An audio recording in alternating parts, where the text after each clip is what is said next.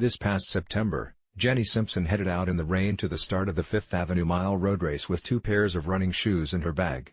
One was trusted and familiar, a pair of New Balance Hanzo S's that she'd worn while winning on this course before.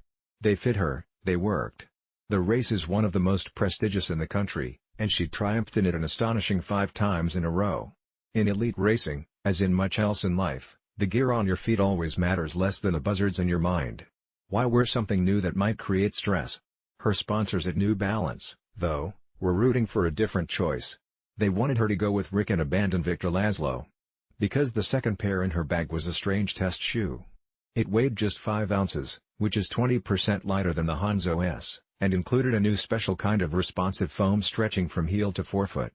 It also had a small carbon fiber plate running from the front of the heel to the big toe. When Simpson had first put them on, she'd felt wobbly and bizarre, like the middle of her heels weren't touching the ground. She remembers thinking, when she tried it, that she'd end up fighting the designers. They are going to engineer this to the moon, and it's going to not be something I'm comfortable with. Jenny Simpson, Bib 337, wears the new 5,280 shoes as she competes in the Peyton Jordan Invitational at Stanford University in May 2019. Kirby Lee USA Today/Reuters. But the new shoe had some advantages. New Balance had strapped oxygen masks to Simpson's face while she ran on the treadmill, measured her blood lactate level, attached motion capture sensors to her body, photographed the angle with which her feet landed, and assured her the new shoe would make her faster.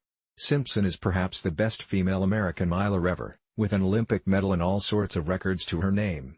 But the engineers swore the shoe would give her a little extra acceleration at the very end. The race begins at East 80th Street and heads south, ending at East 60th Street. The winner is almost always decided around 2 blocks before the finish, at East 62nd Street. That's where Simpson would inevitably be matching strides across the avenue with several other scorchingly fast women. The shoe, according to the designers at least, was created to help the most there. It also had a special outsole with a bit of grip that would help Simpson tackle the potholes and the puddles. Running on slippery roads isn't always smooth.